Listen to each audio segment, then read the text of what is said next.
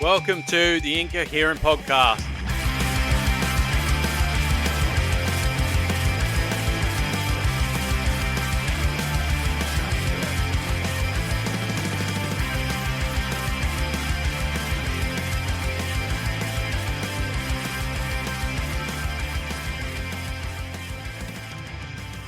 Welcome back to episode 5 of the Incoherent Podcast.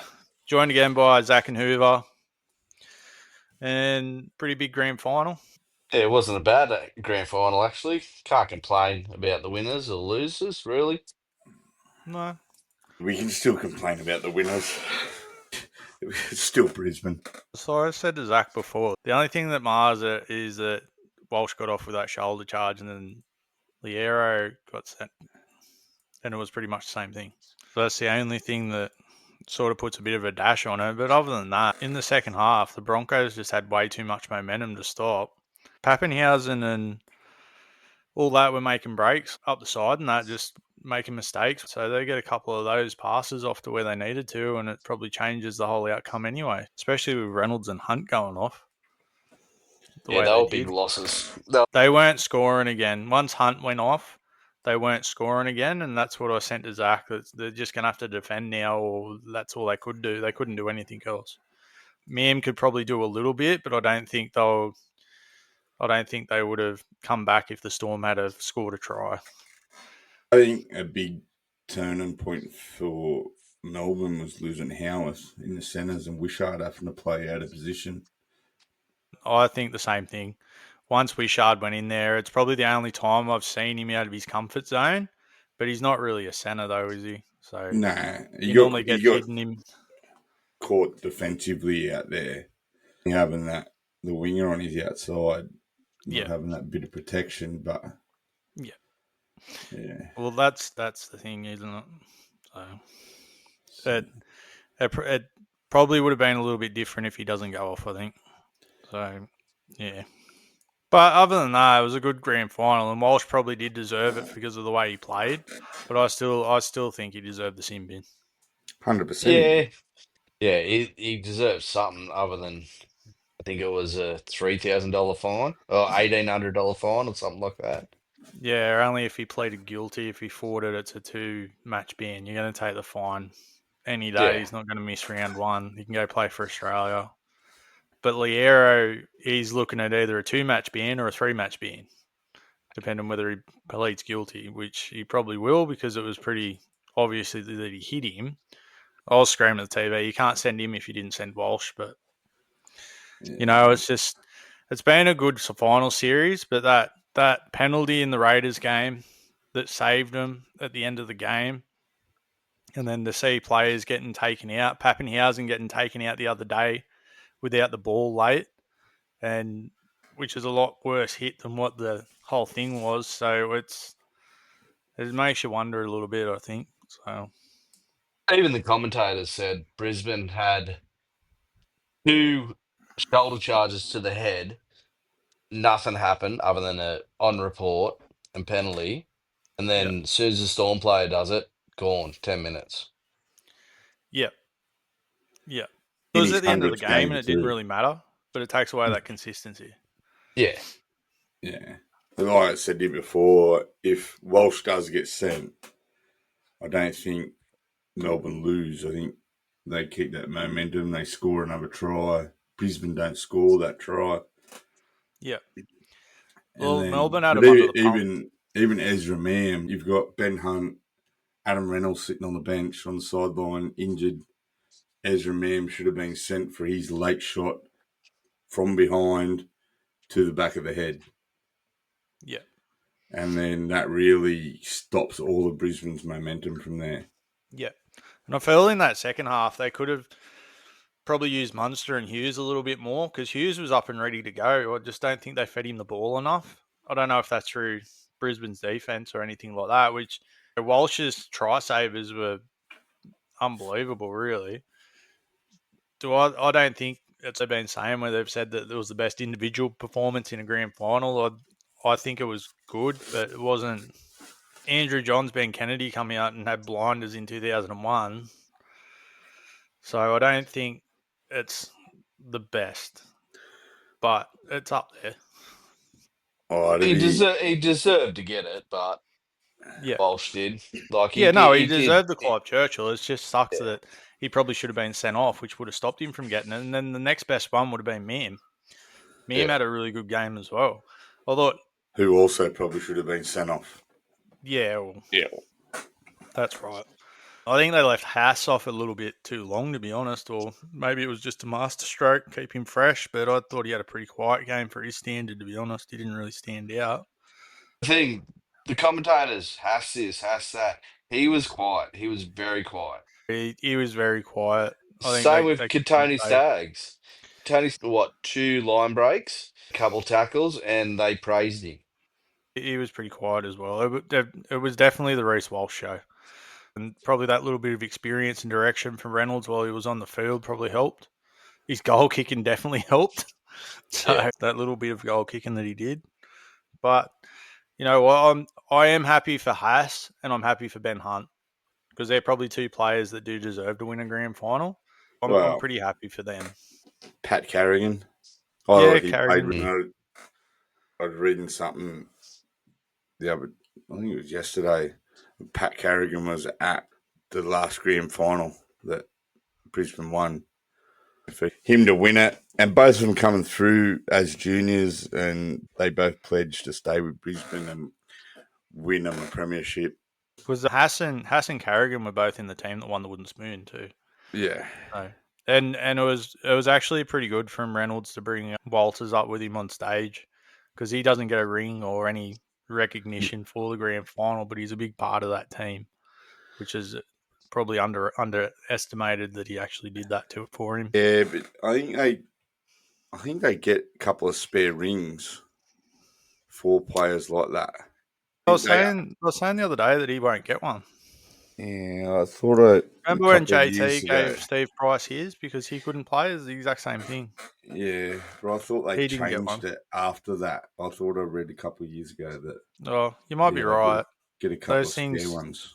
Those things don't get noticed a lot, but I thought it was pretty good. All up, to be honest, it wasn't the best, but it wasn't the worst.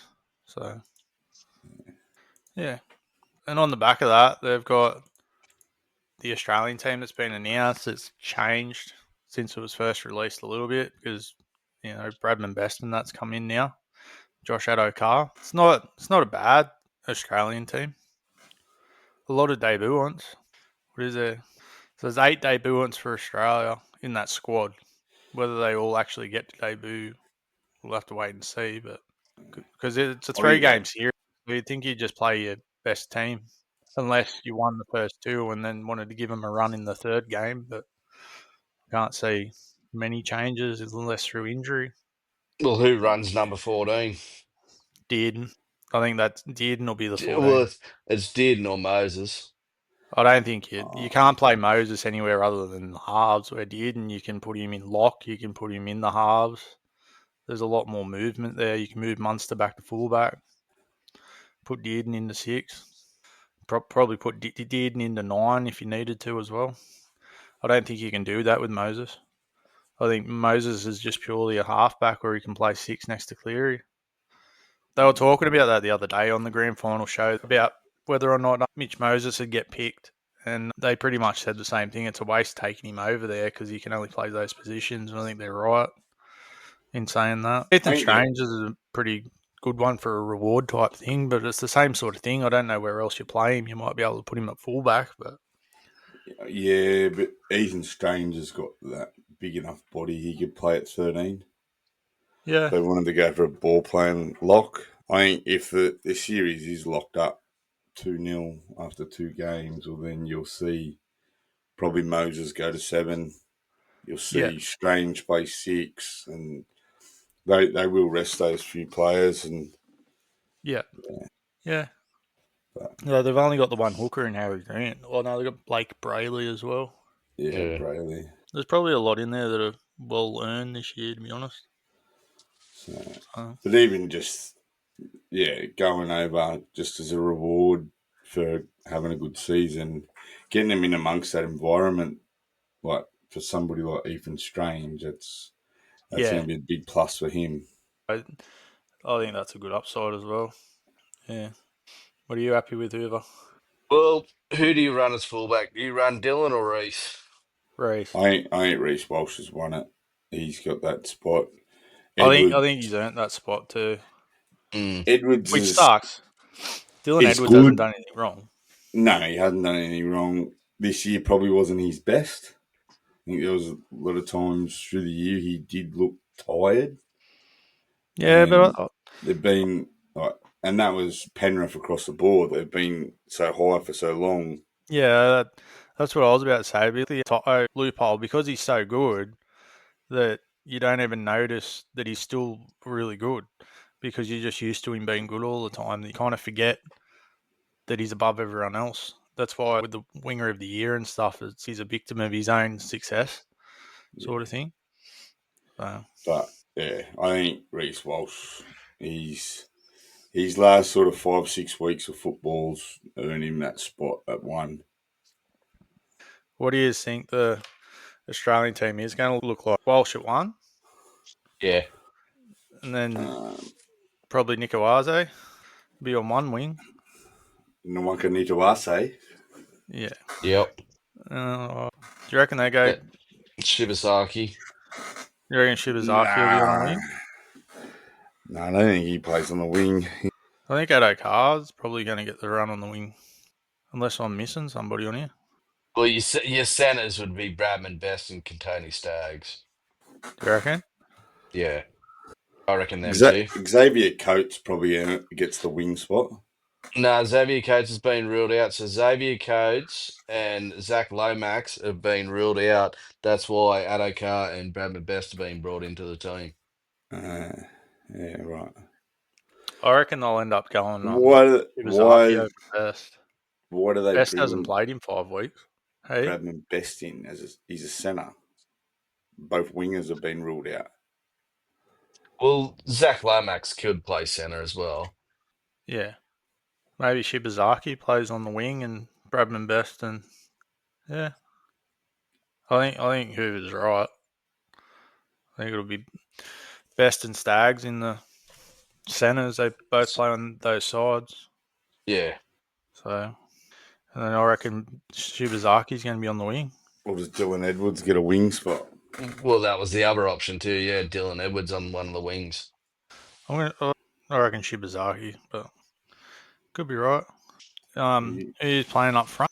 Oh, Tino. And if it's me picking it, I'm probably going with Jacob Preston. Preston up front. Oh, no. Lindsay. Yeah, Lindsay Collins. Yeah, Jacob Preston probably gets a start in the back row. Yeah.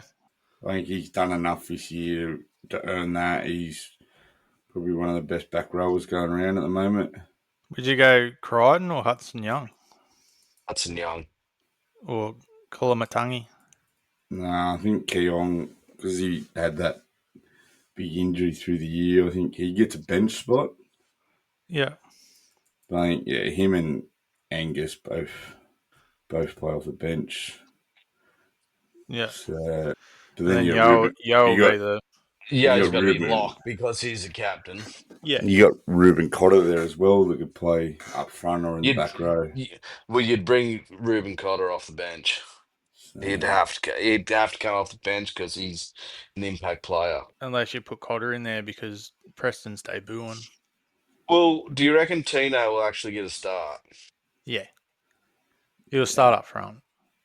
He hasn't done anything all season. He plays for the Titans.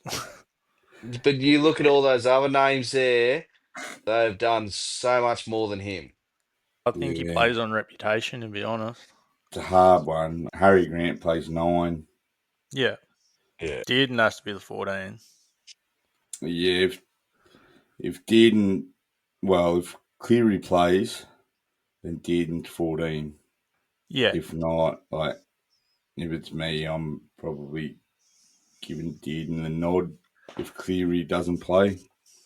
I can't see why Cleary wouldn't play unless he wants a rest, but they haven't played this Ashes series in a long time. I know that's why Tino put his hand up for it because it hasn't been played in a while and He's got unfinished business with the Kangaroos. Yeah. Walsh, Aze, Best Stags, Shibazaki or Edwards, Munster, Cleary.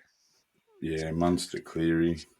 Tino, Grant, Collins, Preston, Hudson Young, and Isaiah. Yeah, that'd be. I think that'll be a pretty close to. It's a very different team from the last time Australia run out, I think. Yeah. Very different. But it should be good. I'm actually kind of looking forward to it. But shit that the timing's going to be crap over here. But yeah. And I did see him say today that they're definitely playing the World Club Challenge as well next season. So it'll be a long year for the Broncos, I'm guessing. So you reckon you can fit the nines back in to the season, or do you think that's just done and dusted? You can't fit it in. I think it's done. I don't think you can do it. It was good. And I think if they were to do something about it, to bring it back in, you could have it like your New South Wales, like your feeder clubs playing it. Well, they have the Nines Premier League that they play every year now. So the one like those teams that are like those players that are on the cusp of first grade. That was the good thing about Nines is that they played people that were up and coming that you got to see play. Like Bevan French got his name from the Nines. Well, and a few other players. Kalen Ponga. Ponga, yeah, stood out in the Nines. It's an opportunity to have all those players there, and yeah. But it's been a good year for the NRL anyway, for some of us. So, yeah. What else did you get up to on the weekend? Not much. Watched a bit of Stan. I've been watching a show called Justified. US Marshal. Not much sport. I watched the Australia Cup. I caught glimpses of it. Seen a few interviews from the Newcastle players. And it's good to see the Jets back up there, I guess. It's the Hunter Valleys. It's been a while since they've had something to really cheer for. How much of an indication do you think that the Australia Cup gives for an A-League season? You reckon it's a good indication, or because it is played out of season for them? Yes. They play a lot of players that are on the cusp of playing in the A-League.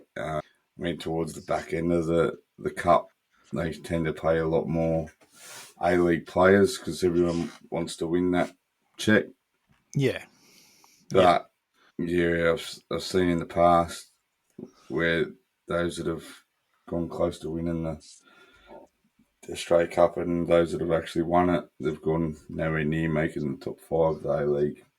Yeah. It was a good game, but I'd actually watched a bit before the first half ended, and then I watched the whole second half. Yeah. It wasn't a bad game. No, it was a pretty good game. So I was watching the rugby union and the soccer at the same time. I had the Jets game on my phone and I was watching the rugby on the TV. And I was paying heaps more attention to the Australia Cup game than I was the rugby. It was more intriguing. I only watched most of the soccer because it was on in the room that I was in. But when I was walking through, the rugby was on the other room. Yeah. And it was an actual good game. The soccer. Yeah. Yeah. I think Heidelberg were robbed, to be honest. Because, I think they should have got a penalty at the end of the first lot of extra time. There was probably a penalty there at the start of the game as well. But I think they can hold their heads high. They've gone all the way through to the final as a semi-professional team and kept the Jets to only one all to go into extra time to begin with, which is, a pretty good feat. And it could have went either way. And I didn't really... Hey? They didn't even really run out of gas. I think it was just experience at the end of the day, really. Yeah. Yes and no. I think a few calls went the Jets' way that probably shouldn't have. That probably evened it up a little bit. The 2 red cards probably don't really make any difference because they both got them pretty much at the same time. Yeah. But I think they've done pretty well, and I didn't realise until I was watching it the other day because I follow soccer, but I've never delved into the whole thing of it. I never realised that Heidelberg, if they won that game, they play in the Asian Champions League. And then if they went through and won the Asian Champions League, they could play in the World Cup or the Yeah, Club World right. Cup. Yeah, I didn't realise that. And the last time that a semi-professional team did that was 2001 with South Melbourne, and they played like Newcastle United and stuff. So I thought that was just a really cool thing that I picked up that I never knew. I never knew that you could go through as like a local team that could go and be the best team in the world in a way. Like obviously, it's only in theory. It's probably not practical that it actually happened, but I think they can hold their heads high. Would they beat 3 A-League teams to get there? Yeah. Yeah. I think it'll be just a matter of time, and you'll have one of those semi-professional teams, or probably will win it one day.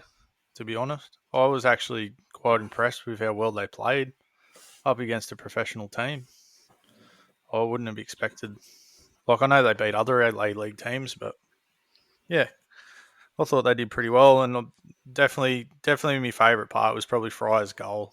He absolutely nailed that. Was a good And for goal. a kid that's been out with injury and only just come back, and that's his first game back after a long stint on the sideline, and I thought it was pretty good. As for the rugby, I haven't watched a full game of rugby in a while, and a fair bit's changed when I've watched it. I thought it was a little bit more exciting than what it actually was. Like it is, because I sort of understand what they're trying to achieve and stuff like that, but it just, I don't know, a bit hard to watch a little bit, I think. So, I think yeah, the hardest thing about rugby is I grew up telling your parents you play rugby. growing up during that really good period where Australia was just nobody wanted to play us. No. So now it's hard to watch because it's so few and far between wins for Australia. Yeah. Right. I just found it. Some weeks, it's really stop start. There's no depth to it. You probably don't notice that as much when they're scoring points and winning, though. Yeah, well, that's probably true too. The one thing that did surprise me though was that friggin' one of them got sent off because he had a head clash, and they were trying to determine whether it was a yellow or a red card. I thought that was a bit strange, but at the same time, rugby have weird rules. If you intentionally knock the ball down in an intercept, that's a penalty to the team that had the ball, and you can't throw it over the sideline accidentally or on purpose. That's a penalty. Yeah, I think it's just the rules of rugby can get really confusing, and I think that's what makes it so hard to watch as well. It's sort of the same thing. I thought I seen 20 knock-ons there, and they said nothing about it, and then do they even have knock-ons in rugby anymore? And then they did knock it on. I was probably confused more than anything, but I'm going to try and watch more of it, and maybe it was just a one-off thing anyway. Yeah. Australia got up over the Kiwis in the cricket, the T20s. Yeah, they've announced their one day and T20 teams as well for the upcoming series. Yeah, I mean, when's that get played? It's not that far away, but then I don't know. I don't think India's naming a full strength squad. In my opinion, you got Bumrah not playing in the one days, but then he's playing T20s, and so yeah. I know that'll be an interesting series coming up, and then obviously the Ashes. Yeah. Yeah. Yeah, I keep confusing myself because there's the Rugby League Ashes this year, and then there's the Cricket World Ashes as well. Yeah, well, the cricket one, we can go and watch that. Yeah, you're going to the Ashes in Boxing Day, aren't you? Yeah, Boxing Day test this year. Yeah. Yeah. Getting that over? Nah, not really. I don't mind watching the cricket. I don't get involved in it too much, but yeah, it's all right. Big Bash is around the corner. Yeah, Hoover's got a pretty good record at playing cricket. I sure do. Would you play one game, one or something? No, I've got a good bowling record. Yeah, 1 wicket, but they did get 36 off it. All sixes. But the main thing is, I got a wicket. Yeah. He had fun. he got a participation wicket. I reckon. At the end of the day, that game, we ended up going to backyard rules. One hand, one bounce. If Oh, you hit really? a six, you had to go get the ball yourself, everything. Because we wanted to come back and watch Zach play. Yeah. Yeah. Better bowling record than Jonesy. Yeah, that's exactly right. He'd bowl spin because he didn't have to run so far, wouldn't he? Yeah. A few underarms, a few mully grubbers. Yeah. Well, in the NFL, there was a few upsets this week, actually. So the Ravens went down to the Texans 44-10, but they're also missing majority of their players. It's not So set at the flogging. I'm upset at the flogging, don't you worry. The Buffalo Bills went down to the Patriots, which wasn't really expected, and then the Jacksonville Jaguars beat the Chiefs 31-28. So I started watching that game today at work, but probably the most standout thing is that the Colts are undefeated and they beat the Raiders 40-6. Yeah, been a couple of upsets in the NFL as well, and threw my tips out that I was doing really well with. Yeah, that's a bit sad. Yeah. So this week, well, last week was grand final week, which means that this week's Bathurst week. Are you excited for Bathurst? No. It's not the same anymore. Why do you both say that? It's fine. No, it's not the really same. not. Oh, is it because of holding them forward? That's Exactly. what Zach said. No, That's what Bathurst is about. it's not about that at all. It is. It's not. And I can tell you because I've got a little bit of history about what Bathurst actually is, and it's not about Ford and Holden at all. It's Ford versus Holden, not Chev versus Mustang versus Toyota versus Nissan versus Toyota's not Volvo there yet until next year. next year, but Well, So, in another 5 years' time, you're going to be watching Teslas drive around Bathurst 1000. you won't see Teslas driving around Bathurst. Why not? Everything's Because you going won't. electric. You won't see it. They'll Teslas still versus those, what are they, BYDs? Yeah. probably. So it all started in 1960 as the Phillip Island 500-mile race. And then they moved it in 1963 to Bathurst as a 500-mile race, and it got extended to a 1,000-kilometre race in 1973. And it was conceived as an endurance test for everyday road cars, which it isn't now. So they've changed over to production race cars. They're not everyday cars like they were supposed to. Obviously, Peter Brock's won the most with 9 wins. 300 kilometres, the driving fastest. what? Hey? What was he driving?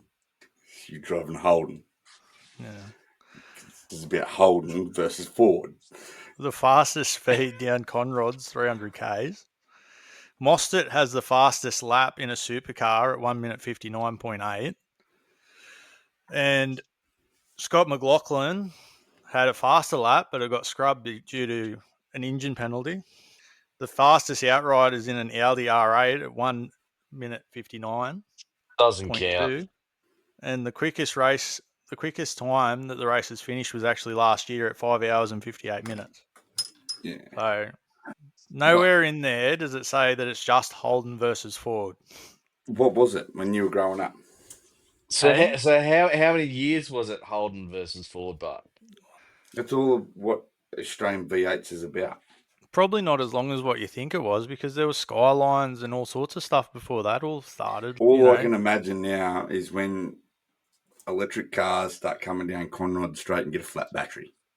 I'll see what I can find. It's not right. The Bathurst 1000 is Ford versus Holden's.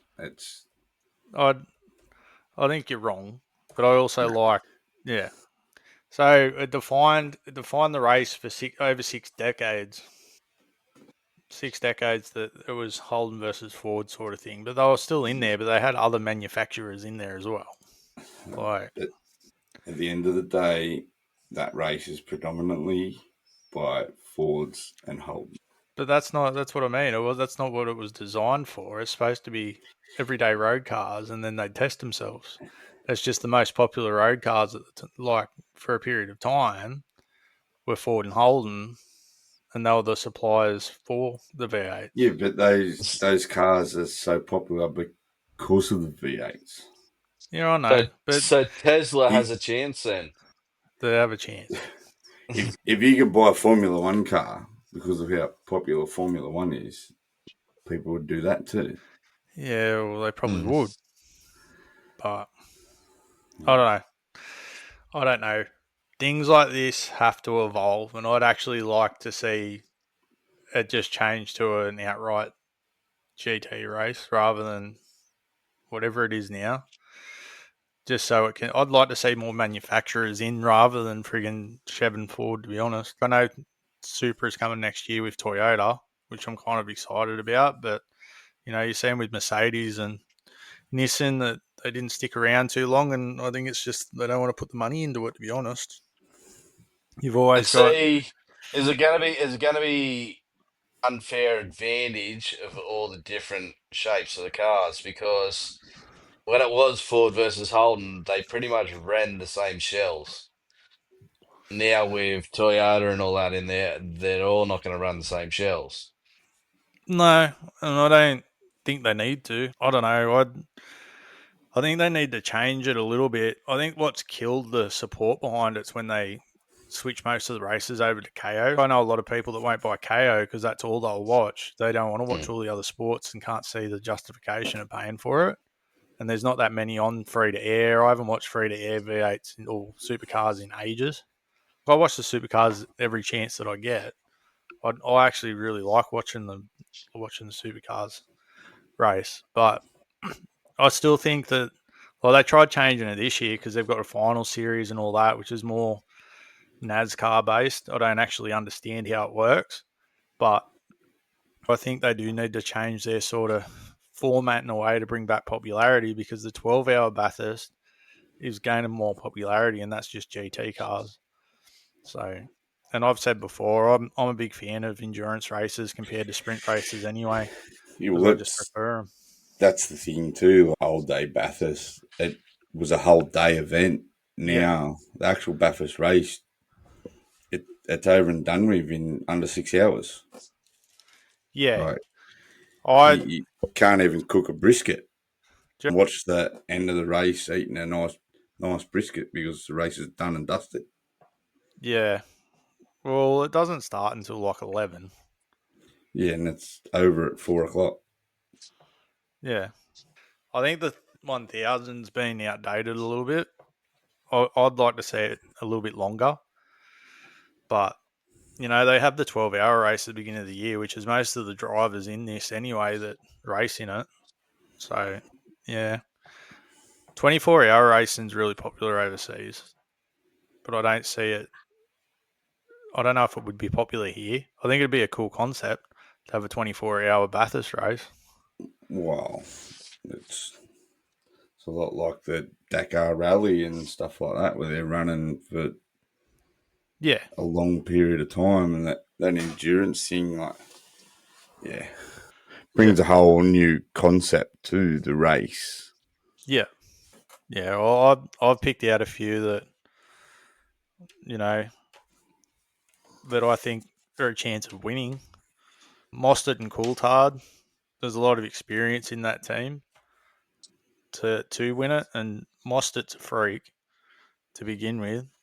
Reynolds and Holdsworth. Reynolds has won before, just like Mostert. You reckon he's come down from the grand final at the weekend? Hey, wrong Reynolds. David Reynolds. Feeney and Whincup. Feeney's leading the championship at the moment. It's pretty much been unstoppable this season. And Whincup being Whincup, probably one of the best.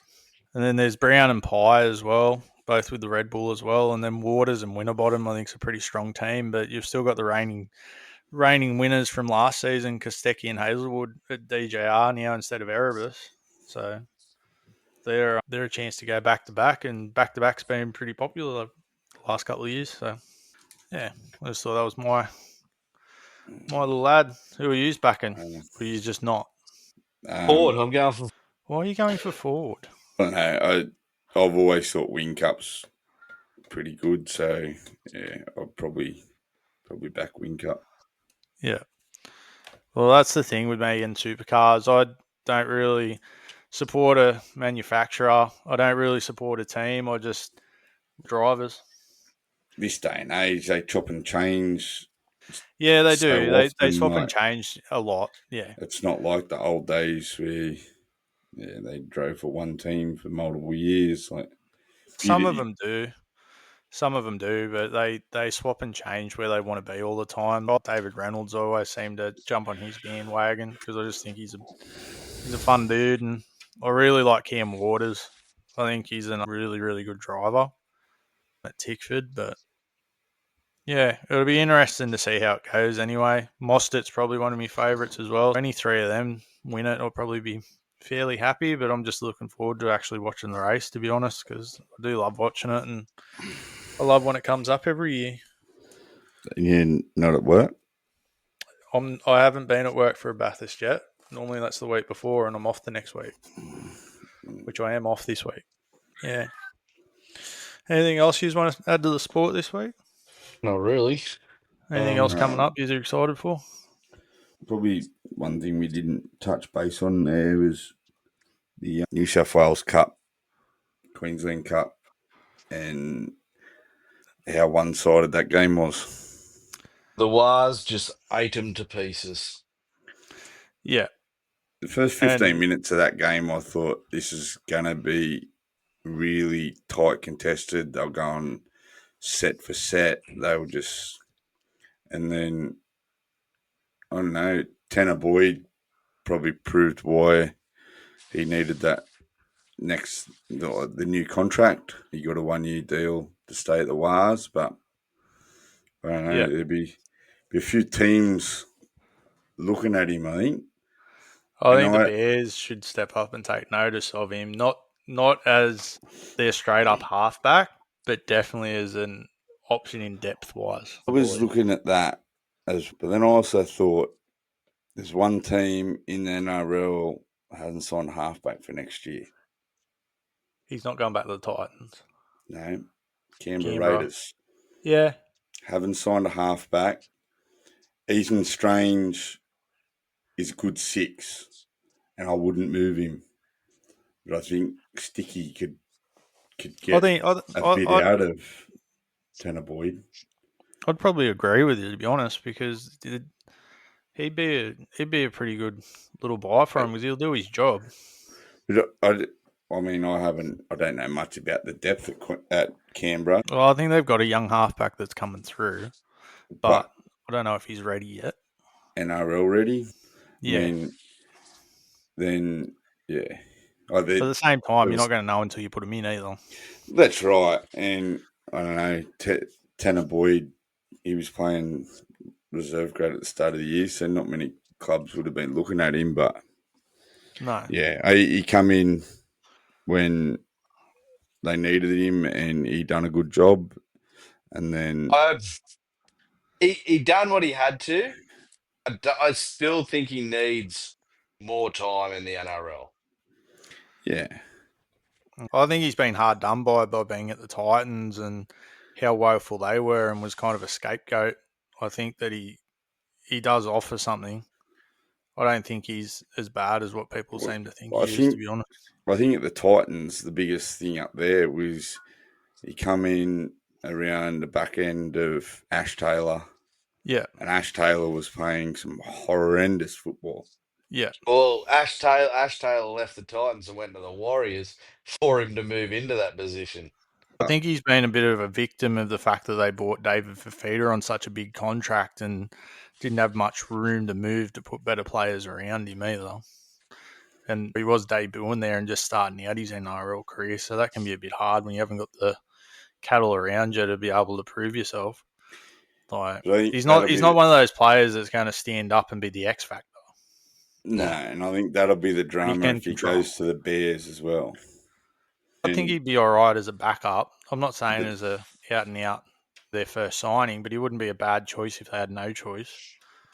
So, but do you want to do the Bears episode next week? Maybe.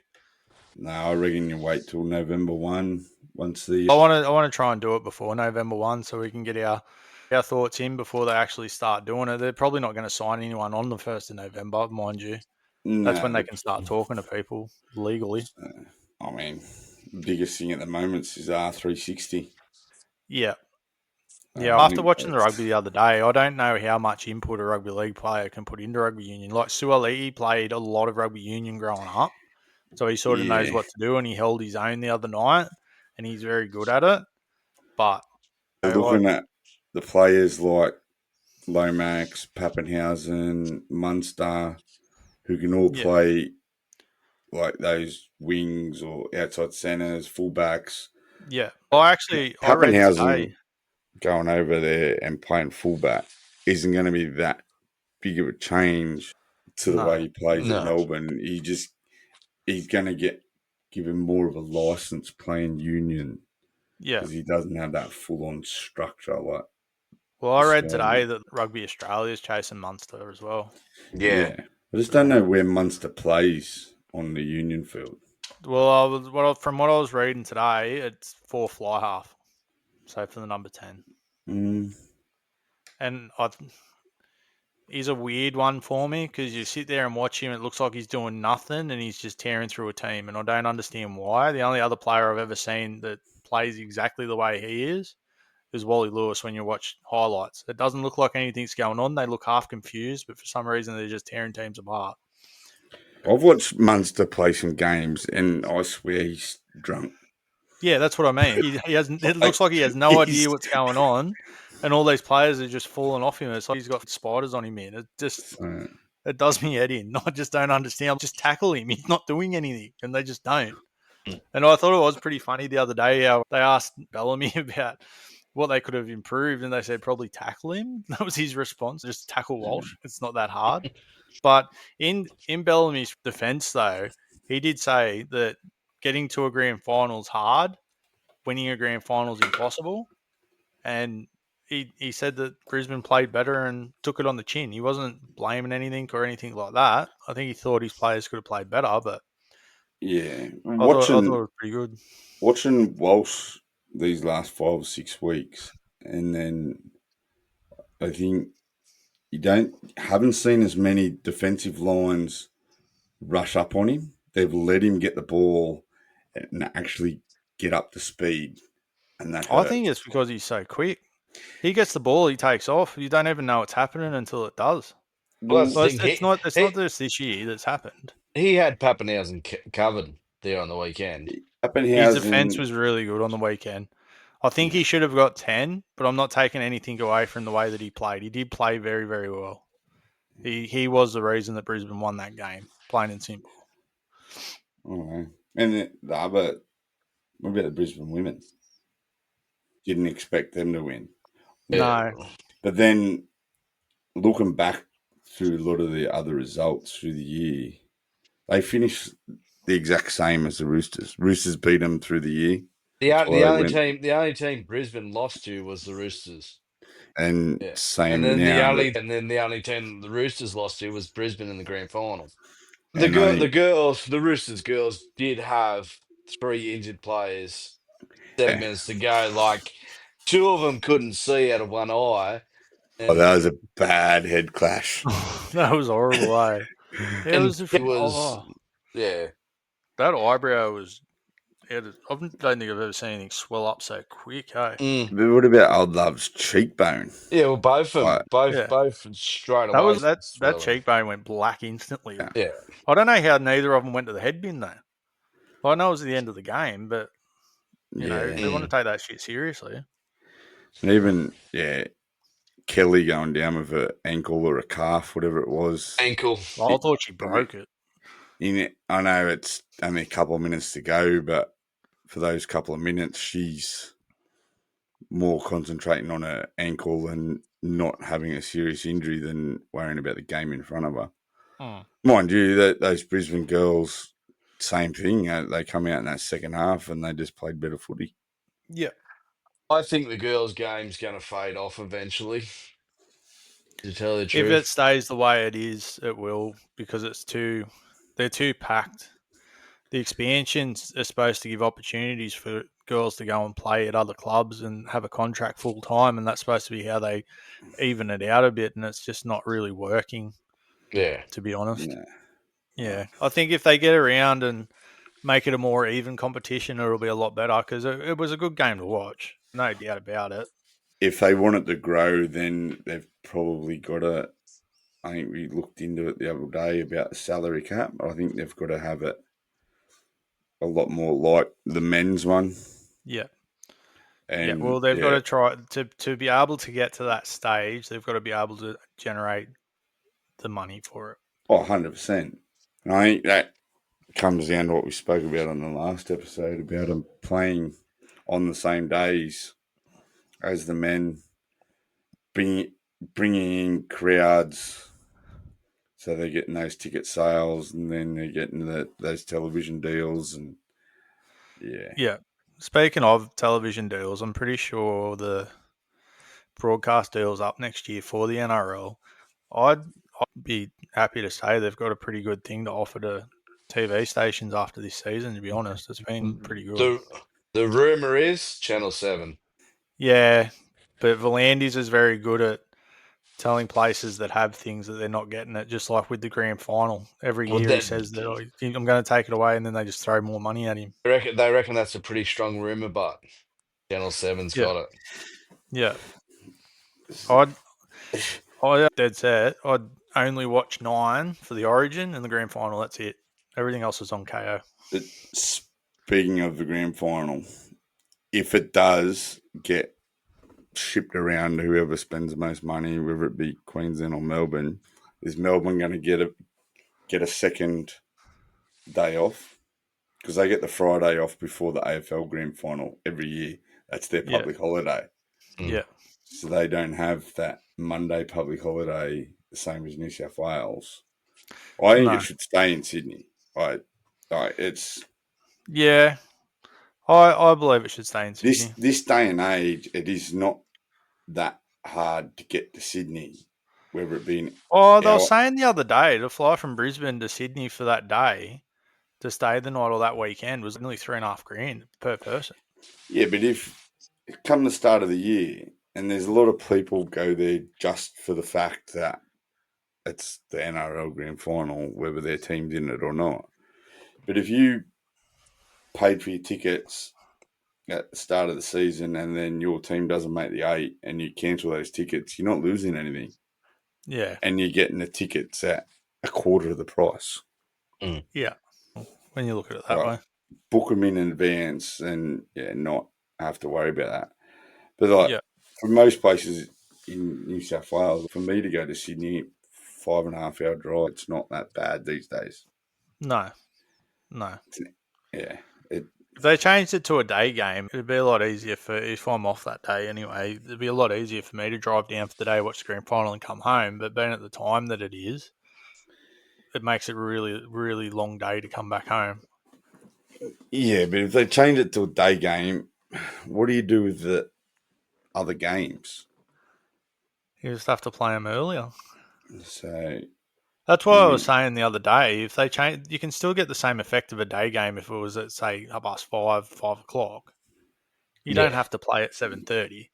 You still get it's still a dry track. But you're not going to have a game played at 5:30 because it interferes news broadcasting on Channel 9 and Channel 7. I don't think that news broadcast is as important as what it once used to be.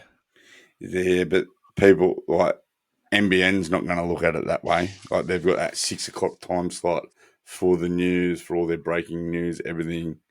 Yeah. Like they're not going to just shift that out of the way to play a grand final. Yeah. And then if it does happen to go to Queensland or Victoria, when you've got those different times.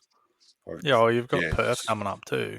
I think, and that's a big reason why they play it when they do, because the women's play, then you've got an hour break on NBN when the news and everything's on, and then they come back.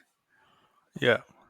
And I guess that'll depend though if that broadcasting deal comes up and KO or Fox somebody like that gets the whole thing, well then there's Yeah. no reason why it can't go back to a day grand final and have them more compact. Yeah.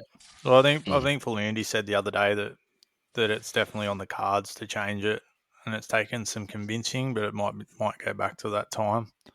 So, but I reckon they're going to end up putting the girls on, say, the day before. Maybe. I also read today that Andy said that they're going ahead with buying a 59% share in the Super League as well. I've also read that they're backing a French Super League. But the one that I read today, that they were looking at a European NRL Europe or something like that, is what it said. I don't think NRL Europe's really, because it's National Rugby League, you can't have a continent and call it national. So it's just something to keep an eye on, I suppose. And I don't know. I guess by February we'll probably have more of an idea around that sort of thing. But yeah. So are we going to the darts, or we're going to take the podcast on the road to the darts in Newey? When is it this weekend? Oh, I don't know when it is. I think it didn't was look the, at the I date. think it was the 11th. I thought it was for friggin' I'm pretty sure it was the next year. 11th. No, I'm pretty sure it was the 11th. It would be pretty cool to go. Yeah, it is the 11th of October. I didn't even know it was coming to Newcastle till I sent that the other day. Yeah, it says. It's only in Sydney most of the time.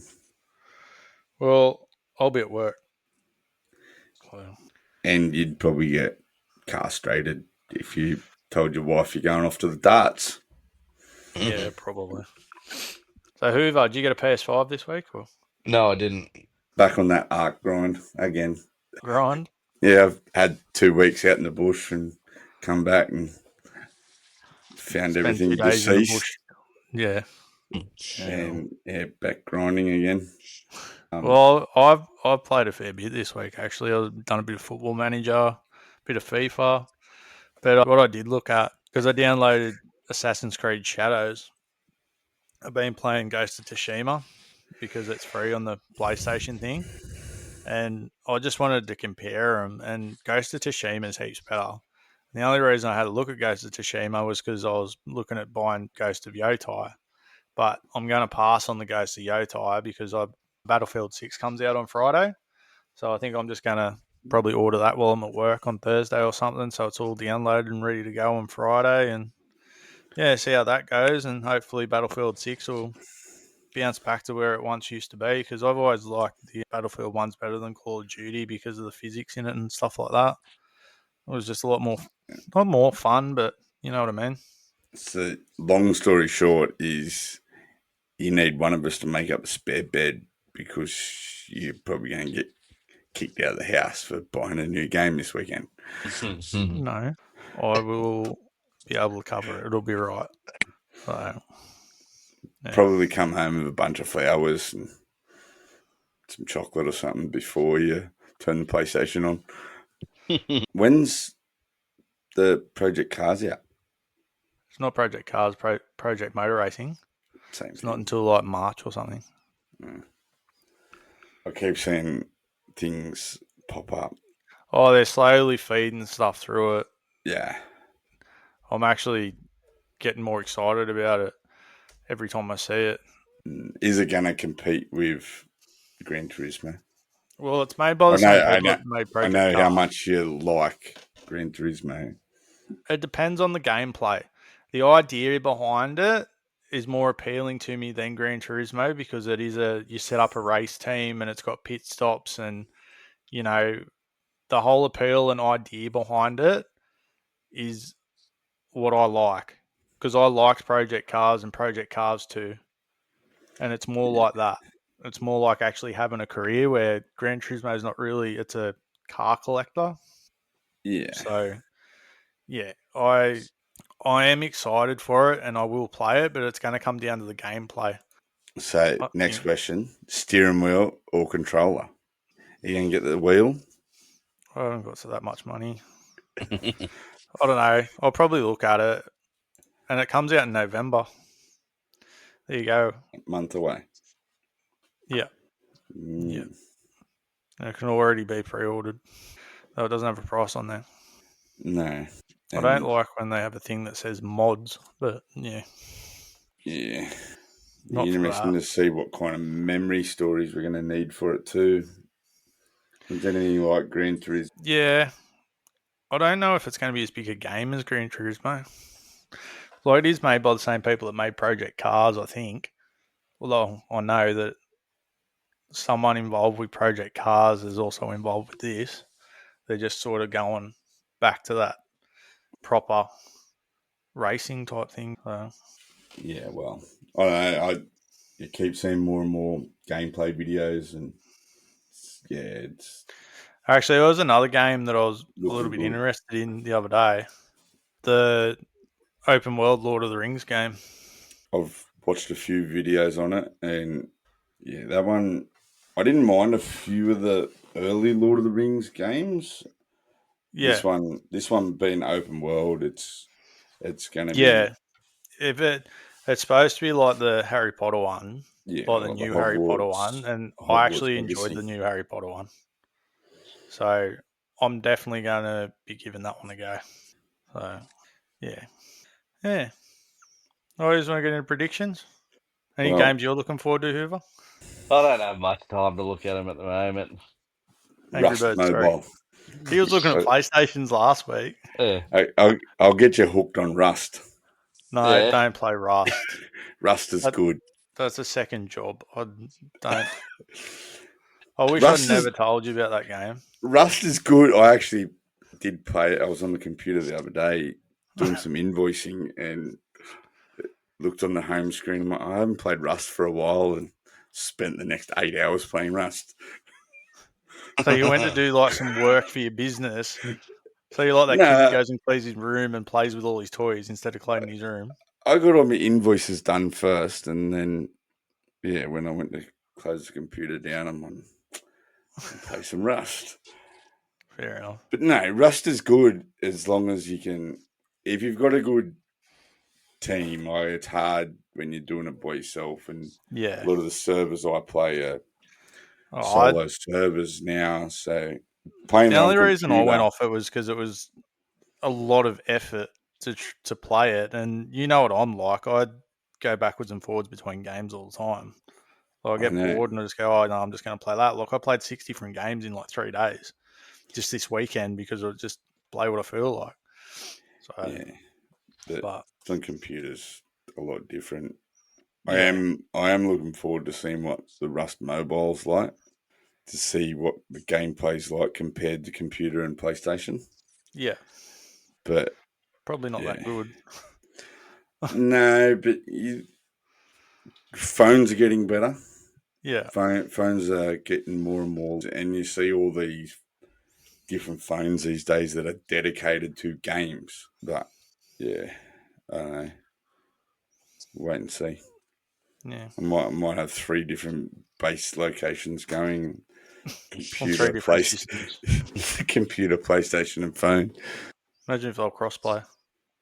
Well, that was a big talk I was reading, and they're trying to get it to the stage where it will be crossplay, so you can check on your base while you're at work on your phone. Yeah. No, that was a big thing when it first came out on console. Was because can you imagine you're just sitting at home, you get a notification that you're getting raided and have to jump onto Rust? Yeah, that'd be pretty funny.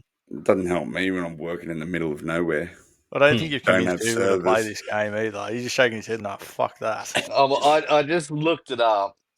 It looks like Minecraft. Nah, not really. Nah, heaps better than Minecraft. It wasn't what I thought it was when I first said about it coming to console. I'm like, we should go play this. I thought it was a lot different to what it actually is. It's not that it's bad. It just takes up a lot of time, and I don't play it for that reason because it just takes up too much time. You work so hard, and then everything can be just taken away in a flash. So it's not really worth it. It's even since when you last played it, they brought out those strict console dedicated servers now, and so all the official servers that we played back then, there's not as many people on it. Nothing like you'd get offline at 10 o'clock at night, say, and then an hour later you're getting raided by some European and While that you're in bed, yeah. just woken up and it's going to sit there for the next 16 hours. Yeah. So, I'd think about it if I wasn't so excited about playing Battlefield 6.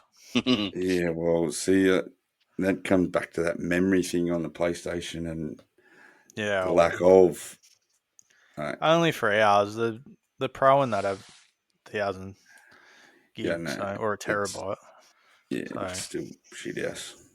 I think I'm going to need to upgrade my storage anyway because, GTA 6 will come out and I'm going to buy it and it's going to be massive and it'll probably take up the whole PlayStation on its own.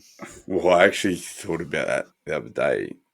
Do I buy a new PlayStation 5 and give mine to the kids for Christmas? I thought about giving Bodie my PlayStation 5 and getting a Pro as well. Don't you worry. For that reason. I thought of the same thing. I'm like, better graphics, bigger storage, GTA 6. My kids will fight and argue over it, and then be World War 3. Battlefield 7 will be happening in Bogglebright. Oh, he's ready for the predictions? Well, I was. You was? Yeah, and then I just double-checked one of my predictions, and we can't actually put the bet on the Sydney Kings because they've got another game to play before, so Sportsbet doesn't allow us to put that bet on. I'll just have a quick look. Ice hockey starts tomorrow. You've been talking up the ice hockey. Whoever, what's your predictions while he works his own out? Soccer, I'm going for one of them. Chelsea to beat Nottingham Forest. Yeah. And I'm going to go Major League Baseball, the LA Dodgers to beat the Phillies. I didn't know you was a big baseball fan. No, something different. Where are the LA Dodgers based? Adelaide. Yeah, Adelaide. When we just before we started recording, Hoover was telling me his predictions. He said the Adelaide Dodgers were going to win in the NBA. Major League Baseball. Hey, they've come a long way. They have. It's still not as bad as Zach calling the NBL, the Australian NBA. So, well, it is. It's the Australian version of the NBA. But it's not called that. I know what it's called. All right. Hoover's got the Dodgers and Chelsea to win this weekend. Did notice with Nottingham Forest, though, they've seen a couple of articles today that Ange might be getting sacked 3 weeks after starting. So if that happens, we'll have heaps to talk about because that is pretty bad. That's pretty cutthroat. You're getting sacked 3 weeks into a job. So I think it's because he's lost all 7 of his games he's played, though, from what I was reading today. I've got the Bills to bounce back after losing their first game of the season this year. Yeah, I think they'll bounce back this week. And I've got Liverpool to beat Man United and keep their EPL or their Premier League streak going. Well, yeah. There's not much happening in ice hockey either. It starts tomorrow, but I always thought there was more games than that. Hey, what do you mean? There's not many games. 7 games. Oh, there's only like 14 teams or something there. There's not that many teams in it. So I'm gonna go. Hoover's gone black. No, I'm still here. I am still here. Once you go black, you never come back, Hoover. Well, yeah, to keep it different, I'm gonna go with 2 women's teams and Brisbane Lions AFL women's team to win, and the Australian women's team to beat Pakistan in the cricket in the World Cup. Anyway, hopefully we haven't won a single one of these predictions yet, so hopefully this week's our first week, and we'll see how we go. I've gone for a few, I wouldn't say sure things, but yeah. Have you got anything else for this week? No, not really. Nah. No. All right. So, not heaps to watch this weekend, but it'll be right. A-League starts in 2 weeks, so we can get behind that, I suppose. And till next time, it's bye from us. Thank you for joining Zach and I on this week's episode of the Incoherent Podcast. We will be back next week with another episode talking about the week of sport and gaming. You can follow us at the Incoherent Podcast on Facebook and Instagram. You can also get in touch with us via our email, the Incoherent Podcast at outlook.com. Feel free to message us if you have anything for us to discuss in future episodes. Till next week, it's bye from us.